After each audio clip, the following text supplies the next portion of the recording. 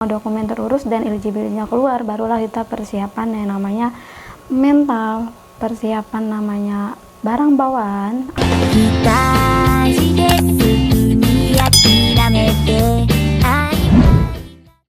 Halo minasan, konnichiwa, nai desu. Assalamualaikum warahmatullahi wabarakatuh. Welcome back to Maniki Channel. Mata desu ne. Minasan, ja konkai no doga nan desu ne. Watashi no kekken shokai shitai to omoimasu. Nah, video kali ini aku akan berbagi pengalaman aku bagaimana sih caranya kemarin aku pergi ke Jepang dan aku pakai visa apa sih ke sana. Jadi aku akan bahas tuntas di sini. Ini sangat bermanfaat sekali buat teman-teman yang mau ke Jepang pada tahun ini nih atau entah kapan, pokoknya ada rencana mau ke Jepang. Kalian bisa tonton video aku. Videonya jangan di skip ya, kalian tonton dari awal sampai akhir agar tidak ada yang terlewatkan ya minasang ya, karena setiap yang keluar dari mulut aku mungkin bermanfaat gitu. Kalau yang nggak suka ya udah kalian dislike, kalian skip video ini nggak apa-apa. Nah, aku mau sedikit cerita. Pada tahun 2016 itu ada orang sosialisasi ke kampus aku. Nah, kampus aku kalau dulu di Lombok ya minasangnya. Sebenarnya aku nggak ada rencana sama sekali dan aku nggak pernah belajar bahasa Jepang sama sekali. Karena di kampus aku itu aku dapat belajar bahasa asing itu bahasa Inggris sama bahasa Perancis. Bahasa Jepang itu aku nggak pernah dapat sama sekali minasang, dan aku nggak akan pernah kepikiran kenapa aku sampai selesai aku wisuda ternyata aku ke Jepang gitu. Aku nggak pernah kepikiran sampai kenapa sih aku tertarik waktu itu. Karena katanya gajinya gede minasangnya di sana ya. Gaji satu bulan itu bisa 10 jutaan atau 7 jutaan yang bersih ya. Kalau misalnya kotor itu bisa 15 atau 20 juta. Nah, aku kan backgroundnya di kampus pariwisata ya. Dan di saat itu pada tahun 2016 itu aku kebetulan banget mau wisuda di tahun itu. Rencananya aku selesai wisuda itu mau lanjut S1 ya minasang ya, S1 pariwisata gitu. Tapi nyatanya ya semua manusia itu pasti akan berubah pada titik dimana ya dia akan berubah gitu. Oke, singkatnya aja itu adalah cerita aku. Background aku memang bukan bahasa Jepang. Nah, terus dari kapan dong belajar bahasa Jepangnya? Masuk LPK. Kenapa? Ya kalau kita mau ke Jepang itu harus masuk LPK ya pada waktu tahun 2016. Karena di tahun 2016 itu visa yang aku tahu nih, yang aku tahu ya, mungkin banyak visa tapi aku tahu visa magang sama visa pelajar, yaitu Ryugakusei. Aku nggak kepikiran sama sekali waktu itu ngambil visa magang, karena visa magang itu adalah orang yang bekerja ke Jepang gitu. Terus isunya adalah kalau pakai visa magang itu dia waktunya terbatas, dia waktunya hanya 3 tahun. Kalau udah 3 tahun mereka wajib pulang gitu. Dan tujuan awalku memang aku ke Jepang itu untuk belajar bahasa Jepang. Terus ke Jepang itu berarti kakak belum bisa bahasa Jepang ya gitu lah.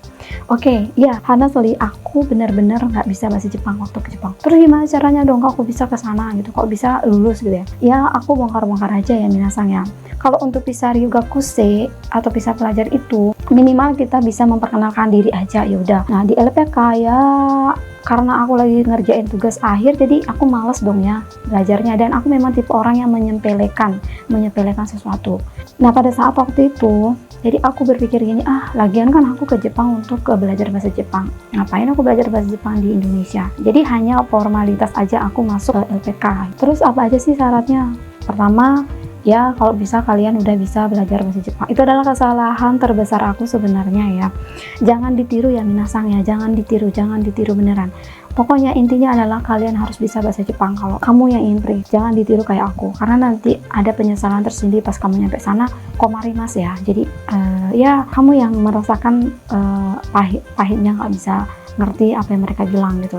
Karena aku rasakan ya di sana ya. Yang pertama adalah masuk LPK dulu. Selesai masuk LPK, terus aku ngambil visa pelajar atau Ryugakusei gitu. Dokumen yang dibutuhkan yaitu tentunya adalah lisensi dari LPK, yaitu seperti sertifikat keterangan kita, sertifikat kursus. Itu nanti tenang aja kok, LPK yang bantuin gitu, tenang aja. Nah biayanya berapa ya? Nah biayanya waktu itu sekitar ya semuanya dalam tiket pesawat, terus biaya sekolah selama 3 bulan, biaya sekolah selama sebulan, biaya apartemen 3 bulan, dan biaya lain-lainnya itu sekitar 100 juta. Ini tapi di desa ya. Kalau di kota seperti Osaka, Tokyo, Kyoto sepertinya itu lebih mahal, lebih mungkin sekitar 120 juta atau 130 juta ya. Kok mahal banget ya kak ya? Murah ya kalau magang murah. Iya memang tapi ada plus minusnya ya.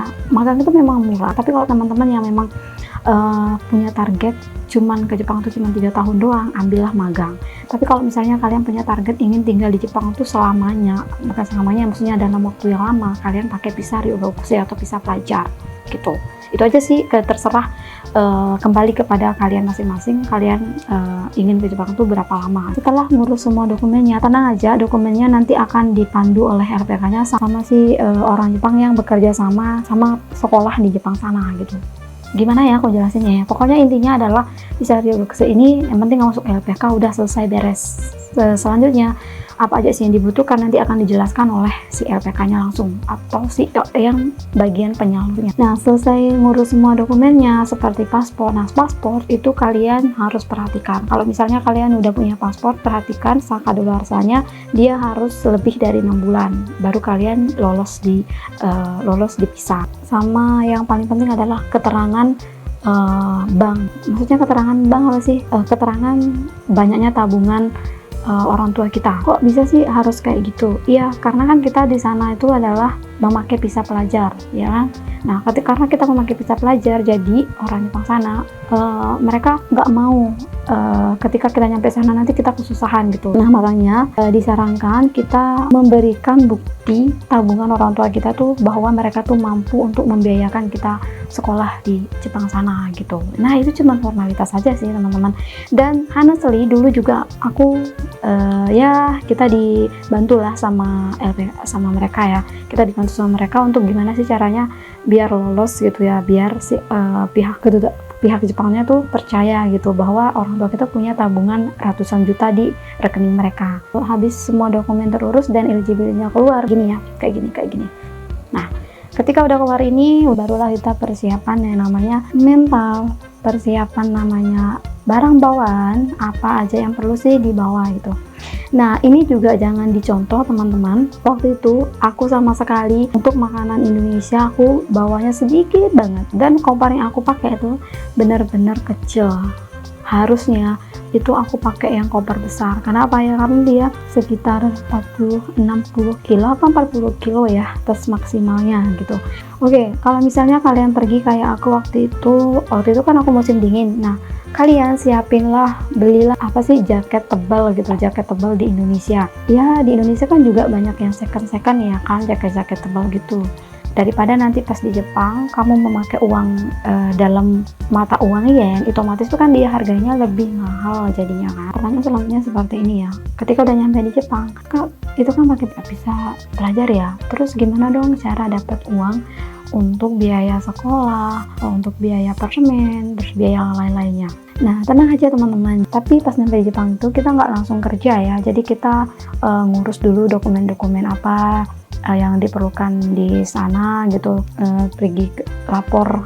Kalau di sini kan kita kayak lapor ke RT, camat gitu kan, buat izin surat tinggal. Nah, sama aja kok kalau pas kita nyampe di Jepang itu kita juga ngurus semua itu, ngurus dokumen-dokumen izin tinggal di mana, sekolah di mana, bla bla bla semuanya. Nanti tenang aja, itu kita akan dibantu diurusin sama sekolahnya. Hanya kalian bawa uang saku sebesar ya terserah kalian, tergantung kalian mau bawa sekitar 5 juta, 3 juta, 10 juta juga boleh, tergantung dari kemampuan kalian gitu. Terus kita juga harus punya rekening bank di sana, karena nggak mungkin kita pakai rekening bank yang ada di Indonesia ya.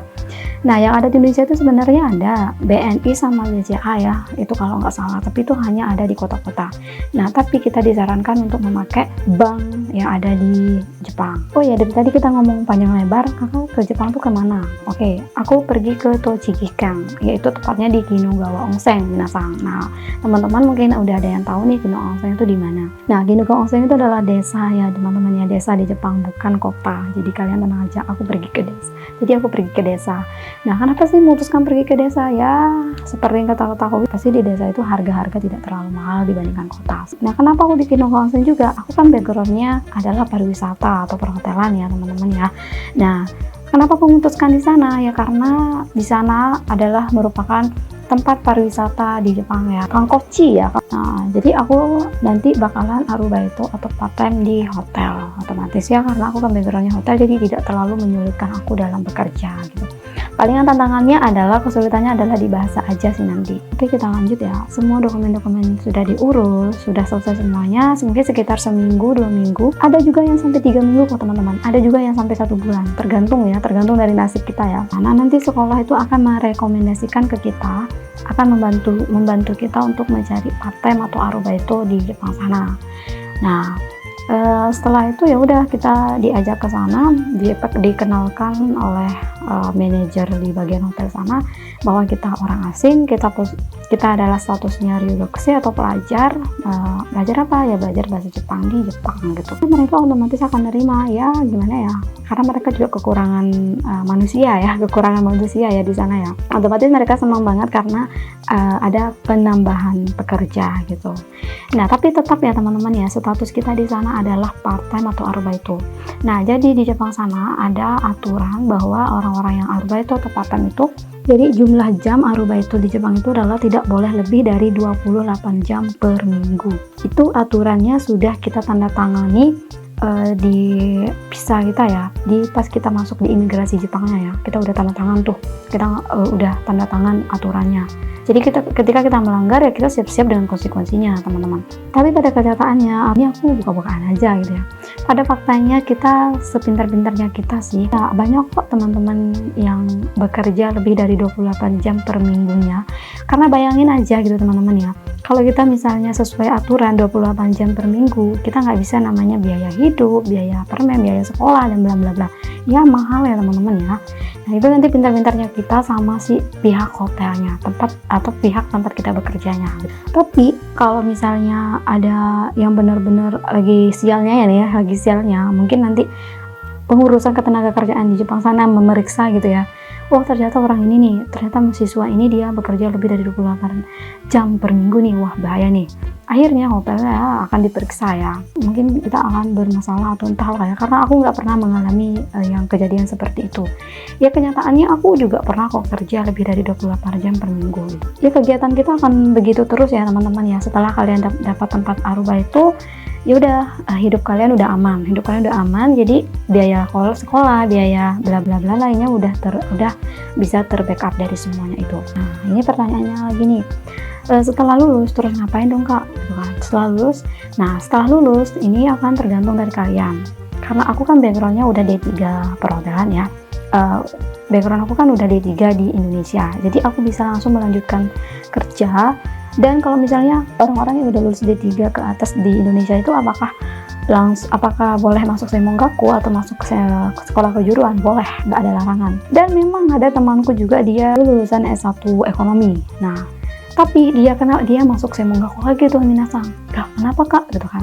Nah, hal seperti ini akan terjadi ketika kalian bekerja misalnya tidak di tempat kalian arubaito sebelumnya, paham nggak? Nah, jadi kemarin itu kan aku arubaito di hotel A misalnya. Nah, nanti ketika aku selesai sekolah atau lulus sekolahnya, kita ditanya nih sama sensei-senseinya. Kita ditanya tuh udah dari 6 bulan sebelum kelulusan ya, kita udah ditanya, kamu apakah mau lanjut Seimonggaku, apakah mau lanjut kuliah, apakah kamu mau lanjut kerja di Jepang, ataukah mau pulang. Nah, akhirnya setelah aku ditanya sama senseinya, jadi aku mutusin, aku waktu itu bingung sih, karena waktu itu benar-benar tertekan banget ya. Maksudnya adalah, nanti aku akan ceritakan kehidupan aku di Jepang ya. Ini kita fokus ke visa dulu ya teman-teman ya. Nah, waktu itu aku sempat bingung, aduh mau pulang atau kerja nggak ya gitu kan. Karena kalau untuk lanjut kuliah S1 udah nggak bisa. Karena aku backgroundnya dari pariwisata teman-teman. Karena di Jepang sana untuk ngelanjutin S1 tuh susah banget. Di Indonesia susah ya, apalagi di Jepang gitu. Nah, akhirnya aku mau cari pengalaman dulu, kerja itu. Akhirnya aku mutusin untuk kerja gitu. Nah, di mana kakak kerja? Ya, aku kerja di tempat aku arubaito kemarin gitu. Nah, nilai plus kita bekerja di tempat arubaito kemarin, pertama, tidak perlu susah-susah beradaptasi lagi dengan orang-orang karyawan di sana, karena kita udah kenal ya, karena kita kan udah arubaito sudah lama kan di sana, otomatis karyawan-karyawannya, sifat karyawannya, orangnya kayak gimana kita udah tahu gitu. Terus manajernya, atasan kayak kita kayak gimana kita udah tahu gitu. Jadi enak gitu beradaptasinya. Terus peluang untuk diterima bekerja juga tinggi. Kenapa aku bilang seperti itu? Mereka kan udah tahu kita ya, cara kerja kita itu mereka udah tahu. Jadi mereka otomatis akan menerima kita. Nah, Terus kalau yang kasusnya kayak teman aku yang dia lulusan S1 ekonomi ya, dia itu S1 padahal S1. Terus gimana dong kak? Kenapa dia masuk ke Semongaku? Karena dia itu apply pekerjaannya itu dia mau di tempat yang bukan Arabaito kemarin. Paham nggak? Nah, jadi contohnya adalah dia sekolah, temanku ini sekolah di tempat aku yang sama yaitu di Kinolo Onseng di desa. Nah, dia mau apply pekerjaan di kota, yaitu di Osaka, di Tokyo, atau di Kyoto misalnya. Otomatis beda jauh ya kan. Pihak hotelnya melihat background si teman aku ini, wah dia backgroundnya ekonomi, dia bukan background pariwisata. Otomatis akan dipertimbangkan. Jadi mungkin sangat minim sekali untuk bisa diterima. Akhirnya kalau misalnya kayak gitu kasusnya, mau nggak mau dia harus masuk ke Semongaku dulu atau masuk sekolah kejuruan yang mana jurusan yang mau diambil gitu ya. Terus setelah bekerja yaudah, setelah bekerja hidup aman ya, tapi nggak aman-aman banget, nggak aman ya, karena kalau udah bekerja otomatis si karyawan-karyawan yang sebelumnya nggak pernah jahat ke kita pas masa kita Arabaito kemarin, keluarlah sifat-sifat aslinya. Maksudnya sifat aslinya dalam hal karena status kita udah karyawan, otomatis mereka nggak mau yang namanya kita salah dalam hal segi bahasa, kita harus lebih tingkatkan lagi. Terus jangan sampai salah-salah terus. Kalau misalnya mereka kita nggak paham terus ya mereka akan jengkel karena statusnya kita udah karyawan gitu teman. Terus yang kedua adalah dari yang sebelumnya kita bekerja cuma beberapa jam aja, jadinya kita bekerja selama satu hari itu bisa dibilang 13 atau 14 jam teman-teman, bayangin nggak? Nanti aku juga akan sharing perbedaan kerja di hotel Jepang sama di hotel Indonesia ya. Apa aja sih bedanya? Setelah kita diterima bekerja ya udah kita bekerja ya kayak gitu terus ya. Apa sih keuntungan dari visa Ryugakusei? Tadi kita udah jelasin di awal kalau visa pelajar ini dia bisa menetap di Jepang selama kita mau, kapanpun kita mau. Karena setelah visa pelajar, ketika kita udah bekerja akan berubah menjadi visa engineer. Dan status kita apa? Status kita shine. Nah, shine itu apa sih? Shine itu adalah pekaryawan tetap gitu. Jadi status kita sama dengan orang Jepang sana. Tapi visanya ada yang langsung 3 tahun, ada yang setahun. Jadi tiap tahun itu perpanjang. Nah, kebetulan kemarin aku tuh per tahun aku perpanjang visaku teman-teman. Ada yang langsung 3 tahun, tergantung dari nasib kalian sendiri lah. Tapi nggak apa-apa, itu hanya masalah perpanjang aja sih, nggak apa-apa ya. Dan kalian mau tinggal di Jepang sampai selamanya juga bisa. Ya, yang penting kalian perpanjang aja visanya, udah itu doang. Itu adalah plus kamu memakai visa pelajar gitu teman-teman. Kalau dari visa magang, terus kamu mau jadi shine atau karyawan tetap di sana nggak bisa. Jadi kamu harus pulang dulu ke Indonesia. Itu ya lemahnya dari visa magang. Nah, itulah pengalaman aku bekerja di Jepang dan aku pakai visa apa, aku udah jelasin. Nah, teman-teman yang mau pakai visa Ryugakusei ya kalian silahkan pakai. Kalau misalnya kalian mau pakai visa magang ya silahkan pakai. Nah, teman-teman, untuk di tahun 2019 sampai sekarang kalian pasti udah tahu nih dan kalian pasti udah berburu pakai visa Tokutei Gino. Menurut aku visa Tokutei Gino tuh bener-bener bagus banget teman-teman. Nanti kita akan bahas di lain waktu mengenai visa Tokutei Gino. Gimana sih cara apply-nya, gimana apa aja sih syaratnya, nanti kita akan bahas tuntas ya. Mungkin bisa jadi nanti aku akan hadirkan narasumbernya langsung yang memakai visa Tokutei Gino. Oh ya teman-teman, nah ini berdasarkan pengalaman dari aku sendiri gitu ya. Setiap orang pasti punya pengalaman berbeda-beda gitu. Nanti di next video aku akan menghadirkan narasumber yang posisinya sekarang memang di Jepang dan memang sedang bekerja di Jepang sana ya. Nah, yang dia memakai juga visa pelajar sama kayak aku dulu. Nanti aku akan upload di next video. Oke, kalau misalnya video ini bermanfaat buat kalian, jangan lupa untuk terus dukung channel aku. So, don't forget for subscribe, like, comment, and share ke media sosial kamu sebanyak-banyaknya agar aku terus semangat untuk berbagi hal-hal yang lebih positif lagi mengenai Jepang gitu. Nanti kita juga akan berbagi mengenai belajar bahasa Jepang teman-teman ya. Hai, jamite korete hontou ni arigatou gozaimasu. Ya, mata ne. Wassalamualaikum warahmatullahi wabarakatuh.